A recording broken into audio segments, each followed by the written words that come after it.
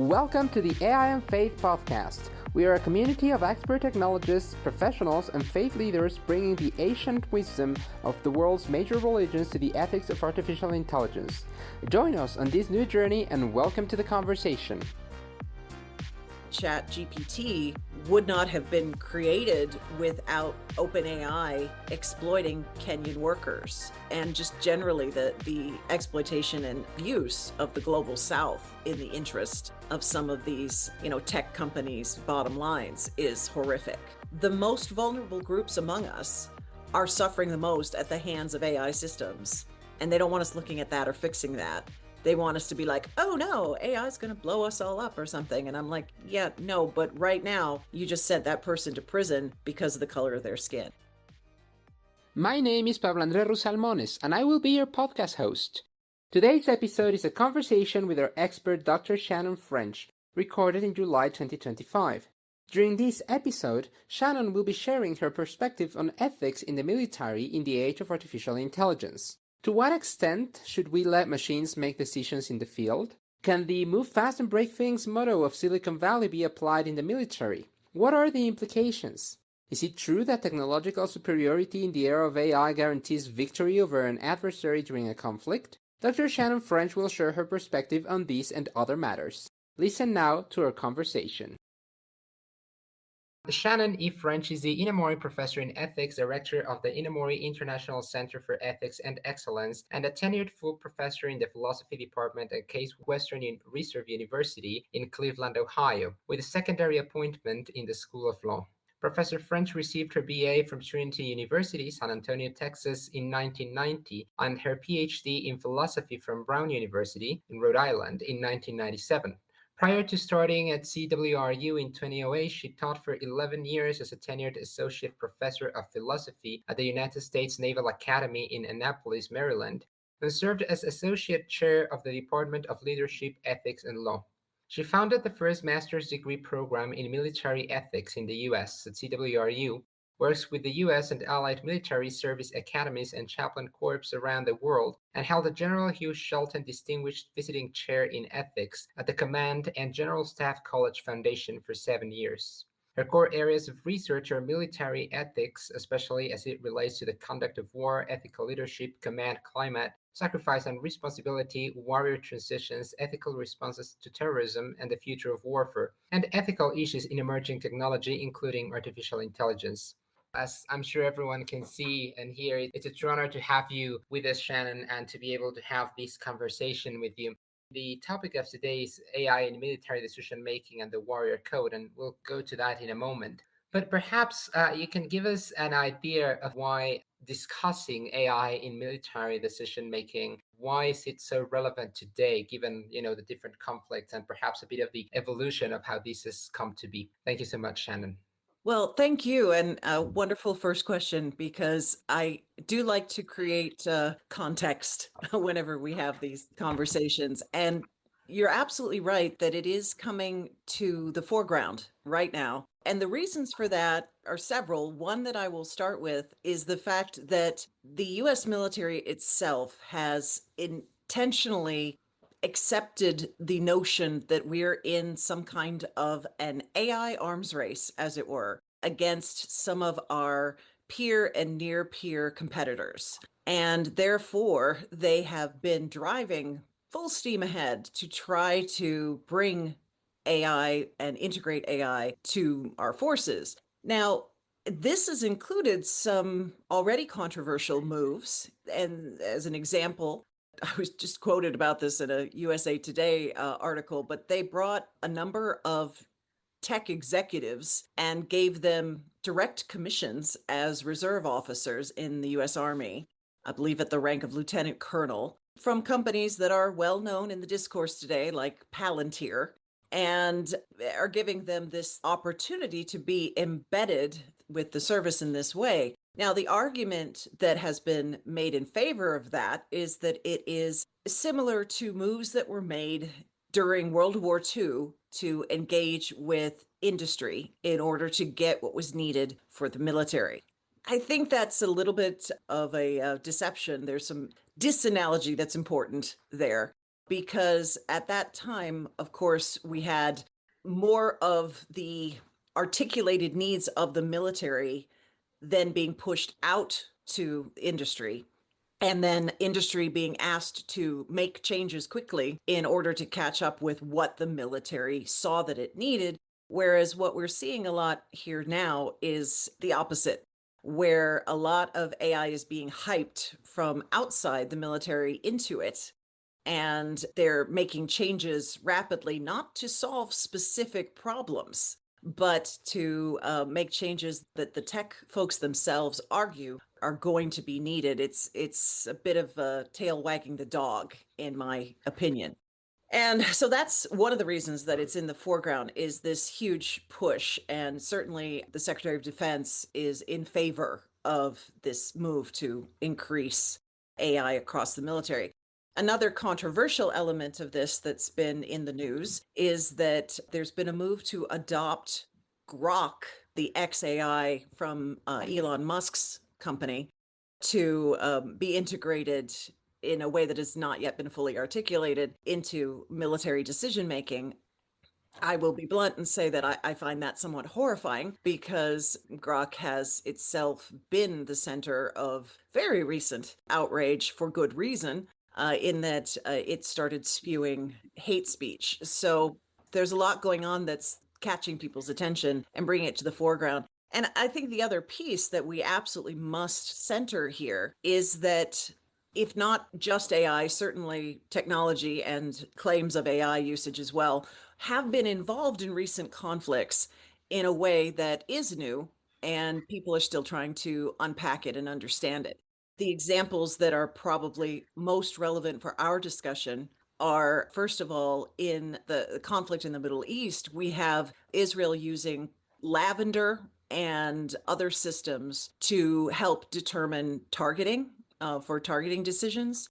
Now, they have been described as human in the loop systems, but there's been some pushback against that, including the suggestion made by reporters who have tried to look into this more deeply, that the people who are playing the role of the humans in the loop in that process are given no more than 20 seconds to approve or disapprove whether a target is correct, and that they are fed thousands, literally thousands, of targeting approvals. So that starts to lead to questions about, is that really a human in the loop if no human could actually manage that level of cognitive overload? And then the other conflict where this has come certainly again to the foreground is the conflict in Ukraine, where we have, Russia's illegal invasion followed by Ukraine trying to defend itself, and the use of drones and attempts to try to control some of the drones with various levels of technology. Again, I hesitate to suggest that that's fully AI controlled. I think that language gets very slippery there. And in most cases, there's quite, especially with the drone use that I've seen so far, there's quite a lot of human in the loop and is closer to remote controlled than otherwise. But it is still bringing it to people's minds and making people ask, are we going to see a higher level of autonomy in the future when it comes to weapons powered and actually controlled by AI systems making life and death decisions? Yeah, and certainly, Shannon, thank you so much for this overall context. In many of your articles, your books, and the work that you've published, you talk precisely about the warrior code. You do mention that there are different cultures that have different ways of saying this warrior code and different ways of approaching it. I'm from Mexico, and I live here in Mexico City, and it's definitely not a conflict between two countries as the ones that you just mentioned. But it's definitely true, however, that the technology, for example, that is being used by the cartels and by other organizations, criminal organizations, they certainly have been integrating more and more technology into, their weapons, and it's clearly seen because of the way they fight with the Mexican military and the different forces of order, if you will. I do believe, as you're saying, that the language is very slippery, and it's not a matter of whether it is completely autonomous or not. It's kind of like degrees of autonomy, right? Like you have certain degrees in which you have humans in the loop. Some are more in the loop, some are less in the loop, and that also kind of blurs, I think, some of the lines. I wanted to ask you on that front first, what is the warrior code so that everyone knows what we're talking about? And then how do you see this warrior code integrated into today's technology, if we could put it that way? Will it depend on each country's culture, the technological advancements, or how do you see that happening? Great question. And don't worry, I'm a philosopher. We love big questions. Yeah, I It's my know. So, I mean, first of all, what is a warrior code? I usually do a quick disclaimer. Some people find the word warrior jarring for a number of reasons, and I don't mind that. You can substitute something else out if another word works better for you. As I explain in the upcoming third edition of my book, The Code of the Warrior, I chose that for, in some ways, some practical purposes, including that it was drummed into me when I was at the Naval Academy that you do not call Marines soldiers. So I couldn't use soldiers and so forth. So I ended up using warriors without recognizing that for some people that has some negative connotations. But in any case, the point is that warrior codes are the way I use that is it is the ethos that is committed to very internally by those who fight, who have joined in a particular community to fight on behalf of that community, and most importantly is about restraint. So it's about the lines. What are the lines that you will not cross? A warrior's code defines that, and as you mentioned, different cultures, different points in history, those lines have definitely changed, but they all come down to trying to connect it back to core values so that the warrior, him or herself, can actually feel at the end of the day that what they did was an honorable endeavor, that they are not mere murderers. That line between warrior and murderer is thin, but incredibly important. And that is what allows them to pull themselves back from really the abyss, from the horror of war, from the tremendous moral injury, and so forth. It's a kind of a psychological shield. And that shield is undermined if we do not allow them to draw lines. If we continuously change the rules on them and make the values more slippery, to keep using that word in a different context, then we're actually putting them at greater risk for the harms that I mentioned. So, for example, when you start bringing AI into the picture, now you've got, again, in principle, in theory, we'll see how this all plays out, but you could have a decision-making partner who is not human, who does not feel and has no capacity to feel the moral weight of these decisions and cannot in any way empathize or any of the other things that make us human. So this decision-making partner is by its very nature not going to be using the same code that you're using because they're not going to have the same values that they're trying to align with. And even if you try to program it, that is, in my view, an impossible task. I've argued elsewhere that ethics itself is not something that can be reduced to coding for the simple reason that reality is too messy.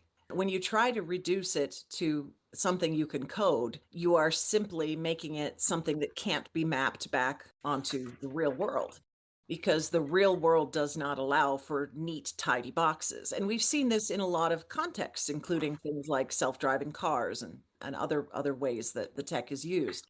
So anytime you try to say that I can give you the ethics answers, I'm going to throw up the red flag and say, really? Because I know a whole lot of incredibly smart people who don't know the ethics answers. So I'm really skeptical that this machine can be programmed to know them. And then when you start, as you were alluding to there, Pablo, when you start talking about groups that have very different values to begin with, it's going to cause even more conflict. And if you're dealing with also a combination of groups, some that are going to intentionally embrace some kind of warrior code, and then those that are not, like you mentioned the cartels earlier and other criminal groups that are going to, by their nature, they may have some kind of code in the sense that, like we talk of the old concept of the mafia having an omerta and so forth code, but they're not going to have the kind of restraint code that I'm talking about in the way that we're used to defining it, or if they do, it will be very different. I mean, I point out in my book that some of the Viking raiders had a warrior code, but it's not one we would be very comfortable with because it tended to boil down to, let's say, very lax in the discrimination department, because it boiled down to, if you take up arms to resist me, then you're a legitimate target. If you are a man and you don't take up arms to resist me, then you're a coward, and that makes you a legitimate target. If you're a child and you might grow up to attack me, then you're a legitimate. You get my point. It was like, wait a Yeah. minute. The category becomes so large that it's meaningless. So, all of which is to say that if we introduce a new system that we don't know what its values are, well, it can't have values in the same sense, and it definitely can't bear consequences in the same sense. Accountability gets muddled, and you start to really, again, make wobbly this foundation that people in these life and death situations genuinely need. I like to focus on the fact that it's really unfair to the people that we put in these situations. If you put someone in a situation where you're saying, on behalf of your country, I want you to kill people and do other horrible things, maim people, there will always be collateral damage. No matter how hard you try, innocents will get killed, so on and so forth. We're asking you to do that. The very least you owe them is to say, here are the boundaries and here are the rules, and here's what you can cling to say that you're doing this within some kind of limit and with some kind of accountability, and that if those lines are crossed, then someone will be brought to be accountable for it. I think the other word or phrase that I should bring in here, that all of you will probably be very well familiar with, is automation bias. This is a great worry in this context, because if you imagine yourself in those kind of life or death situations, how tempting is it going to be to offload that very difficult decision making to something that you can say, the robot did it, the AI did it, the system did it. And humans, boy, we have a bad history of this. This is well known, well documented, that as soon as you can create distance between us and the consequences of our actions, we will feel more and more comfortable doing terrible things. So that is very troubling for me as an ethicist. And as an example outside of the realm of military ethics, but one that everyone I think can relate to, the health insurance organization that has been in the news a lot because their CEO was murdered, United Health, was using an AI system to deny claims that had an 85 to 90% error rate. And they knew that. And it was, in that case, I believe, certainly allegedly a intentional, deliberate way to give them a sort of cover for denying claims, because people would think that this system was objective. And that's what automation bias is. You think that something coming from a computerized system, an algorithmic system, is more objective when we know it's not. I think that we've seen throughout different tensions or conflicts that have arisen between technology companies and government, with the audiences before the Senate or things like that, that there is some sort of disconnection, right, between what happens and between the values of, and not just the values, but the goals and the way of thinking of tech companies and the leaders of tech companies, and the way in which the government and the senators are thinking, just there's this disconnection. So I wanted to ask you, well, in your experience, because we have these different groups, we have the tech group and we have the military as well. And as you're saying right now, from the tech group, it's being pushed to be used, within the military. You mentioned the Grok, for example. Taking into account that there might be this disconnection that is visible in all other areas, how do you think this might affect not just the operations inside the military, but actually this idea of the warrior code within the military? And how are they trying to incorporate, if you will, these other values of all these other different groups into the way of thinking and the way they operate? Another great question. First, I think I should just bluntly say that I'm worried. And, I've been doing this for a long time. And I started at the Naval Academy in 1997. So I've been doing this a long time, and I'm deeply worried. And one of the reasons I'm worried is exactly what your question is getting at. And that is that I know this is a bit of a blanket statement, but broadly speaking, the ethos that we associate with the Silicon Valley mindset, the bigger tech companies, which has been joked about and stated in a lot of ways is this move fast and break things kind of thing, and try it first and throw out your prototypes into the world, let the errors be discovered along the way, and then fix it later. That to me is a terrible idea when you're talking about life and death. It just is. That's just like, no, you don't do it that way when you're talking about life and death. It's one thing if it's a video game, but this is not a game and people are dying. So, yeah, it's not okay. And we've seen this already, direct, immediate harms happening to people, people getting, well, I mentioned denied healthcare coverage. That can lead directly to literal death as well as other things.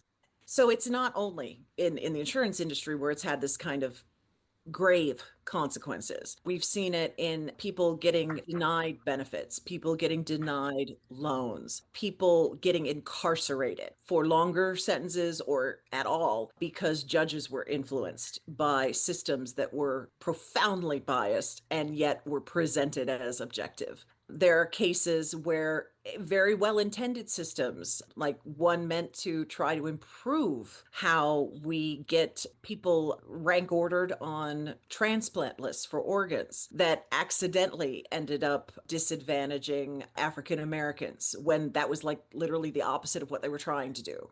There's just a lot of ways in which if you put things into practice with real world consequences too quickly, the ethical outcomes of that are outrageously bad. So this notion that comes from more or less the gaming world and the app world and other things that have fewer dramatic consequences being used in this way, it's very troubling and it's a terrible trend. I'm very, very worried about it. I think there's other problems behind, though, that are even more or more deeply, I suppose, worrisome, or maybe the same, but in a different direction. So, one of the other central elements of my work on warrior codes is to emphasize that even though wars and other violent conflicts bring out how horribly inhumane we can be to one another, they are also chances for people to show their humanity. I don't want wars to happen for that reason, but it is the case that in that kind of cauldron, in that kind of situation, in addition to absolute horrors, you do also see tremendous acts of heroism and self sacrifice and altruism. It's just that the stakes, again, are so high that it brings out both the best and the worst in human nature, all of which is centering human nature.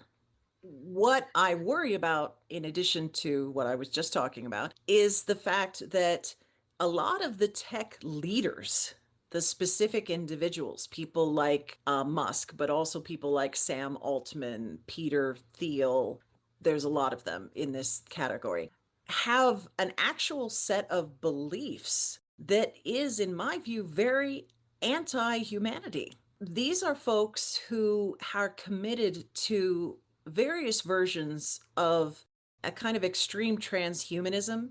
If you want to know more about this, I recommend looking up the acronym TESCREAL. It's a whole bundle of different ideologies. And scholars like Timnit Gebru and Emil Torres and others have, and Emily Bender and several people have worked on this. But the point is that these ideologies are really focused on trying to replace humanity. They genuinely don't like being human, a lot of these folks. That is my opinion, but I think I'm justified in it from what they themselves have said. They don't like our wetware. They want everything to be hardware. And so, their ultimate goal for many of them is stuff that sounds crazy and a little unhinged. Like they want us to be able to upload ourselves to the equivalent of the cloud, and so that we can travel the universe and populate other planets. And they're concerned about their digital descendants. Well, I'm a mom and I'm concerned about my actual descendants. and I really don't think that people with that view of the world should be dominating decision making. These are people who genuinely do not like what I think makes us most human, and they see our humanity as a weakness. And I mean, in my work, I talk about the warrior's soul. They're not interested in souls. They are interested in reducing us. And I use that word a lot. I think it's very reductivist. They want to reduce us to something that can be captured and coded and uploaded. And that is and should be genuinely scary. And again, it also means that their focus shifts from current, present, in the moment problems to this long view that they have, this long termist view that they have. So, for example, there's a branch of ethics called effective altruism that took hold in a lot of places, including Oxford and other places, that basically tries to argue that, hey, if we've got potentially billions of these digital descendants to worry about in the distant future, that will, in a utilitarian sense, always outweigh any present day concerns. And we should just be focusing all our energy on making things good for those digital descendants. I'm not a fan of utilitarianism in the first place, but I definitely don't like that particular iteration of it. And I think that they're not challenged enough. These are folks who surround themselves with yes men and women who tell them they're smart and that they're onto something, and they don't get enough pushback. And all of this is a terrible formula when it comes to, again, ethical outcomes. So yeah, I'm deeply worried about all of that. And I think the situation we have right now in the United States and in the world at large, where tech billionaires in particular have a tremendously outsized influence on far too many aspects of our lives, is a dangerous one. And I am not as sure exactly how to turn it around, but I do think part of it has got to be having conversations like this and making sure that we're pushing back. I hope that it's true that people are starting to be more skeptical. I mean, there's more certainly coming up in journalism and so forth about things like people literally having psychotic episodes after long conversations with platforms like ChatGPT. And I want us to talk about that. But I also do want us to talk about the fact that ChatGPT would not have been created without OpenAI exploiting Kenyan workers, and just generally the exploitation and abuse of the global South in the interest of some of these, tech companies' bottom lines is horrific. So I will come back around to the point that they want us to look over here somewhere in the vast distant future. They also want us to be terrified that AI is going to kill us all eventually, which I'm not worried about at all, frankly. I'm worried about them killing us, not Yeah. the and that takes our eye off of those harms I was mentioning that are happening right now. The most vulnerable groups among us are suffering the most at the hands of AI systems, and they don't want us looking at that or fixing that. They want us to be like, oh no, AI is going to blow us all up or something. And I'm like, yeah, no, but right now you just sent that person to prison because of the color of their skin. There's a lot going on. As I'm sure you know, one of the Nobel Peace Prize here in Mexico actually was a Nobel Peace Prize because of the Treaty of Tlatelolco, which forbids the use of nuclear weapons in all of Latin America, right? The proliferation of nuclear weapons in Latin America. One of the things that's, however, interesting about all of this is that AI, in one way or another, seems to be much more accessible to everyone, right? I mean, the cartels cannot get their hands on uranium, but they can certainly get their hands on AI and AI-controlled weapons and all these different sort of things.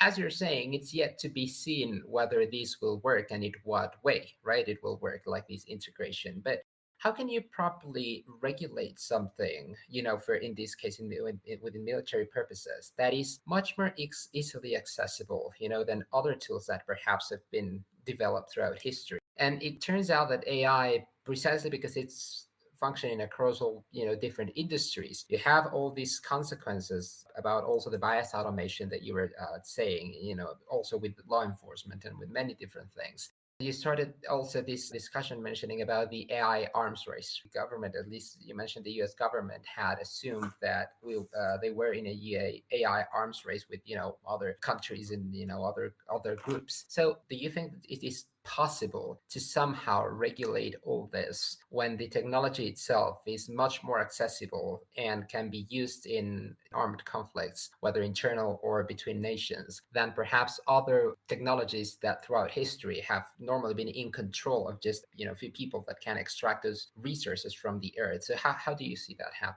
Oh, this is another good point because you're absolutely correct in that the other systems of the large systems of war that you were talking about, nuclear weapons, certainly, they do take money, they take resources. They're not as easy for individuals to use. I'm reminded that one of the first principles in the just war tradition is legitimate authority. And it's not uncontroversial. It has its issues, and we still talk about how it should be interpreted. But one of the core reasons for it is the idea that it is not the case that every single person should be able to bring people to war, that that would be utter chaos. And it was put in place in large part by the theologians in the medieval period who were horrified by the fact that any lord with a sufficient number of knights could in effect start a war. You know, it's just like everybody could do this. It's like chaos in that sense. We often use the language nowadays, although we apply it in different parts of the world inconsistently, but the idea of warlords, you know, just sort of having these individual people who can start conflicts. And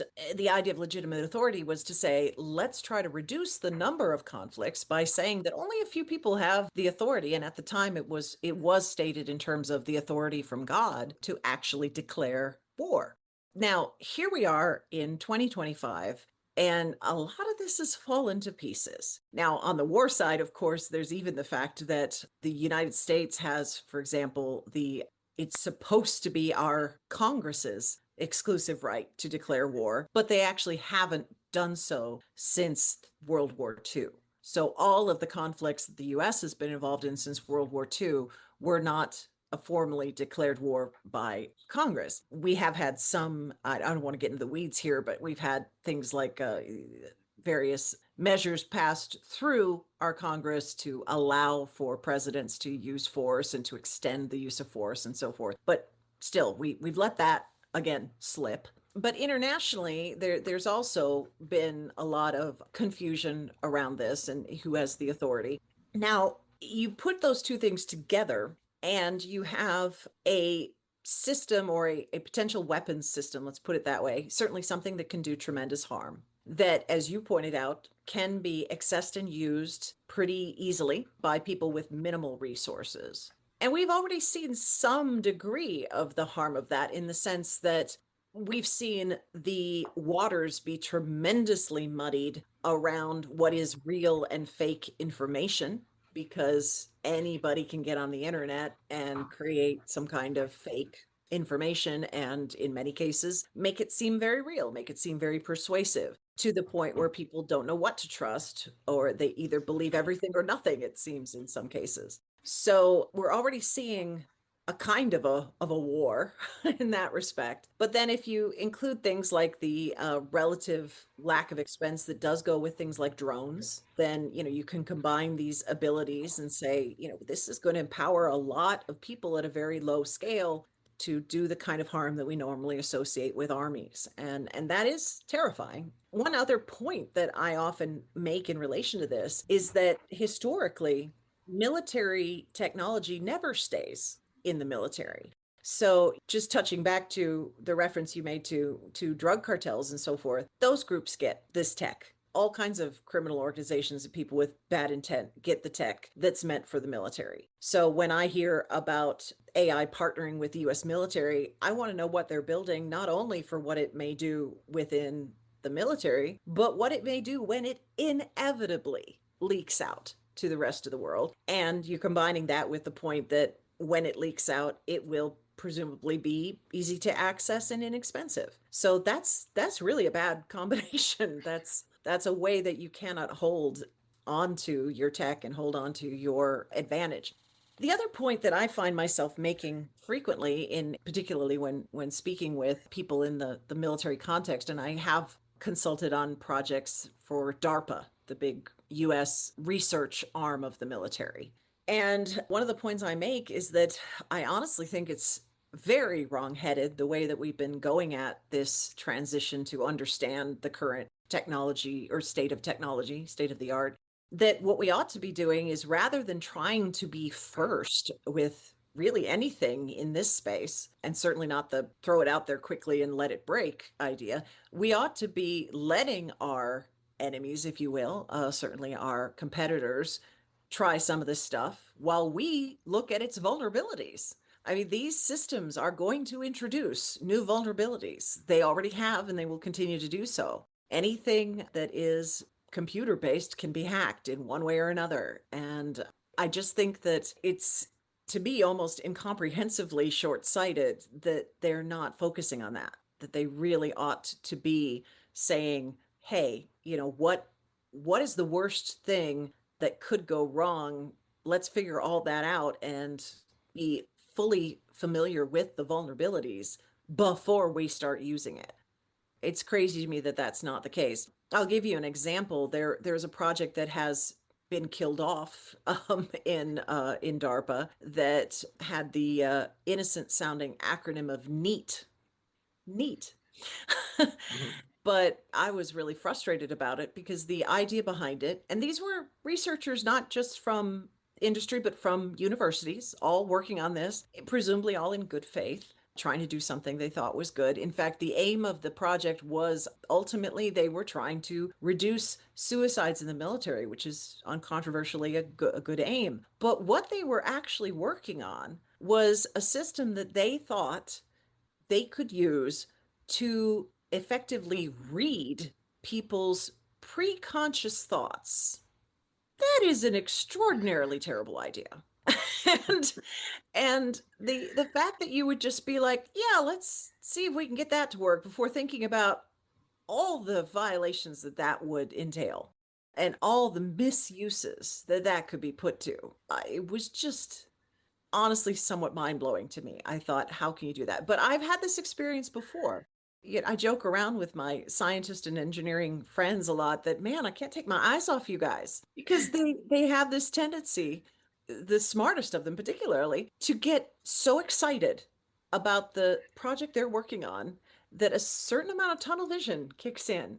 And a good example that I often give is I remember talking to some scientists at a meeting down in Arizona at ASU, and they were talking about this thing that they were studying that was intended to ultimately be used in humans, and specifically in troops, that was meant to use neurostimulation to improve focus in a way that would improve marksmanship. And at the point of their research that they were at, they were studying it in things like rats and mice. And all excited, they said, oh, and something we didn't expect was that not only did the changes in the brain that were caused by the neurostimulation last after we removed the neurostimulation, but it was heritable. It got passed on to the next generation of mice and rats. And they were like, isn't that the coolest thing? And I'm like, oh my God, that's horrifying. So I was saying, hang on, you're saying that this technology that is in fact funded because they want to ultimately do it on people would not only change people's brains permanently, but they would pass those changes on to their children? And I swear to God, their eyes just popped wide and they went, oh, oh, oh yeah, that could be a problem. And I'm like, oh my God, you are literal geniuses. How do you not? But it's just, any of us is capable of this. You get focused on something, you're solving one particular problem. Speaking of how the brain works, that's how we do. Mhm. And you just don't see these implications. And so the whole move fast and break things combined with that natural tendency, this is not a great formula. There's many more questions that I would love to ask you, but it's truly been an honor, Shannon, to have you here. It's been an honor to listen to your knowledge, to listen to all the experience that you have. And thank you so, so much, truly, for being here. It's been a pleasure. Thank you all. I enjoyed it very much. Thank you. Thank you for listening to our podcast. Stay tuned to listen to more recordings and interviews with experts from around the world. In the meantime, follow and rate our podcast on your favorite podcast platform and share with your friends. Don't forget to follow us on our social media as well. We're on LinkedIn, X, and Blue Sky. Thank you for joining us today.